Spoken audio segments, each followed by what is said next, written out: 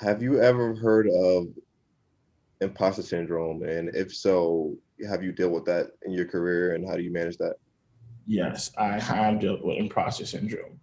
So there's been plenty of times where I felt like an imposter. The first time I got into NBC, I was like, what am I doing here? Right? I'm some big black guy from the hood. I don't have a college degree. Most of the people around me do not look like me, do not come from the same background. Like I have no idea how I got picked out, right? There are people who go to Ivy League schools and can't get a job at NBC. And yet here I am sitting in the seat with my NBC badge. And I felt so out of place, right? I'm like, this is one of those things that you can't fathom. Like I felt like one day someone was gonna walk in the room and be like, "What are you doing here? You shouldn't be here. Get out."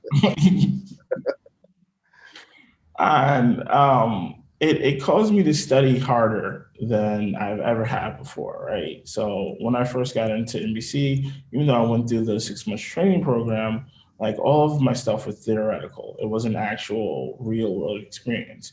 So while I was at the job, I had to, bust down and start actually making sure I understood what I was doing and talking to my coworkers, asking questions, reaching out to the boss, making sure that I knew what I was doing, that I could say, I belong here. Even though I don't feel like I belong here and my skills are on the questions, right? That's how you fight against imposter syndrome. You know that your skill set is where it needs to be where you're at, right? And even if you don't feel like you belong there, you can hang out with the other people who do belong there.